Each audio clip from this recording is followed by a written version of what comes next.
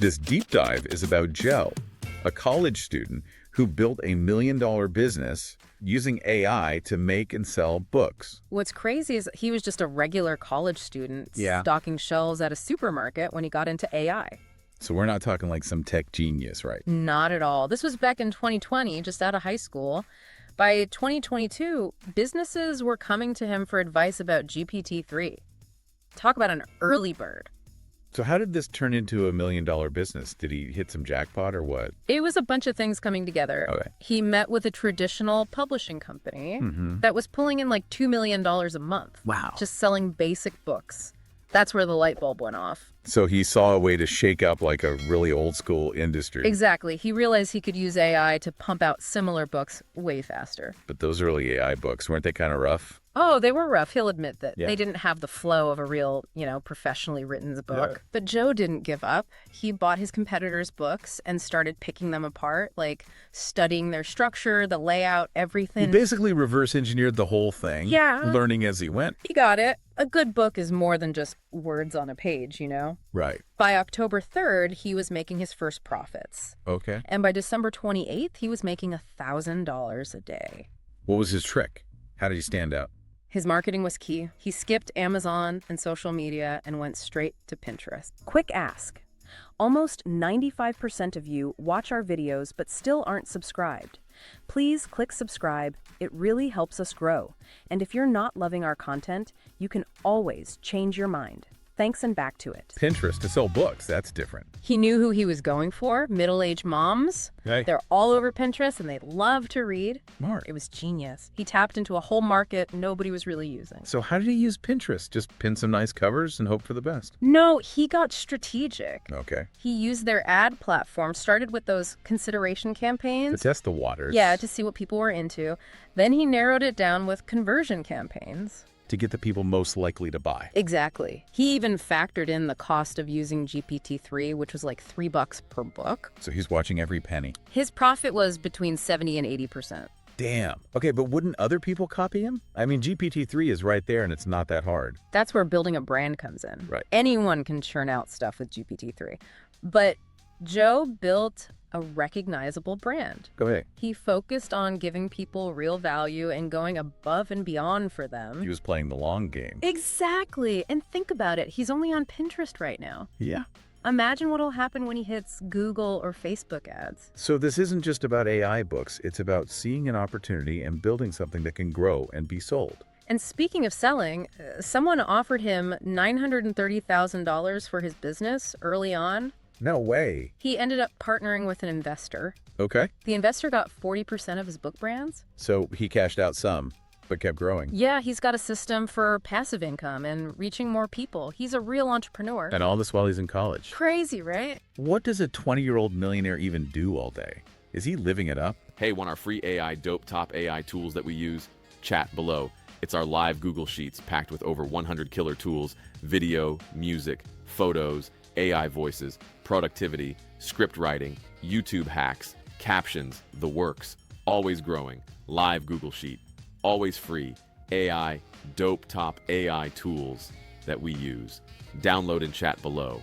Back to the show. What does a 20-year-old millionaire even do all day? Is he living it up? Not really. No. His mornings are for managing ad campaigns and working with his proofreader. So still hands-on, even with the AI doing its thing. Afternoons are for teaching other people how to build AI book businesses. Oh, wow. So he's sharing his knowledge and helping people follow his lead. That's pretty cool. It says a lot about him. What about his personal life, though? Surprisingly low-key. Really? Besides a Rolex, which he sees as an investment, he mostly reinvests his profits. That's some serious discipline. He's got a vision and he's willing to make sacrifices. Plus, he makes house music in his free time. So not all business all the time. He's found a good balance. It's cool to see someone so young crushing it like that. His story is proof that hard work, learning, and smart thinking really pay off. What's the best advice he gives other people? He says, prioritize learning over earning. Interesting. What's that supposed to mean? For him, it meant getting good at AI, marketing, and making content before going all in on his book business. So, like, build your skills first. Exactly. He says, once you've got the knowledge, the money will come. Makes sense. So this wasn't just luck. It was planning and learning. His story shows that anyone can do amazing things if they're willing to try new things, learn from their mistakes, and adapt to how fast technology is changing. And that's not just for AI and books, it's for anything where you got to be creative and hustle. He's basically saying, stay curious, don't be afraid to mess up, and keep learning. That's a great message. It's about finding that balance between taking action and being prepared. We all have the potential to do great things. If we're willing to grow and never stop learning, it's about having that growth mindset. So Joe's success wasn't just because of AI, right? Definitely not. It was about him being smart. He found a way to use AI to make his own skills even better. But this also makes you think, what does it mean for authors and publishers when AI can write so fast? Yeah, that's a good point. Joe's story is inspiring, Yeah. but it also brings up some tough questions, right? Her. Like, will AI make it so anyone can create content? Or will we just get flooded with bad stuff? And how do we make sure human creativity doesn't get lost in all this? It's a lot to think about as AI becomes more and more a part of everything. It is. AI is a powerful tool, Yeah. but it depends how we use it. Exactly. We have to use it responsibly. So it helps people, not replaces them. Right. And the most important thing is that we need to adapt and learn new skills to keep up with all this new technology. Joe's story is just one example of what's possible with AI and being an entrepreneur, but it also makes you think about the consequences Yeah. and how to make sure we're doing things the right way. It's a conversation we need to be having right now. Absolutely. So Joe found success by going after a market that nobody else was really paying attention to. Right. What does that tell us about being observant and finding those unmet needs? It shows how powerful it is to look beyond what everyone else is doing. To see opportunities where others don't? Exactly. To pay attention, ask questions, and challenge how we normally think. And to have the guts to go after those different ideas. Even if they seem risky or crazy, Joe shows us that the best ideas might be right in front of us. just waiting for someone to see them. But it wasn't just about the idea. It was also about building a brand and giving people real value. That's so important these days. Why is that? There's so much content and so many products out there now. Yeah, you really got to stand out. Exactly. And building a strong brand and giving people something really valuable. That's how you attract and keep customers. It's about connecting with people, building trust, and giving them something that they really want. So it's not just about the money. Right. It's about creating something meaningful. Something that makes the world a better place. It's about finding that sweet spot where you're passionate, you have a purpose, and you can make money. And that's something we can all do, no matter what we do. Absolutely. So as we wrap up this deep dive, I want to leave our listener with this.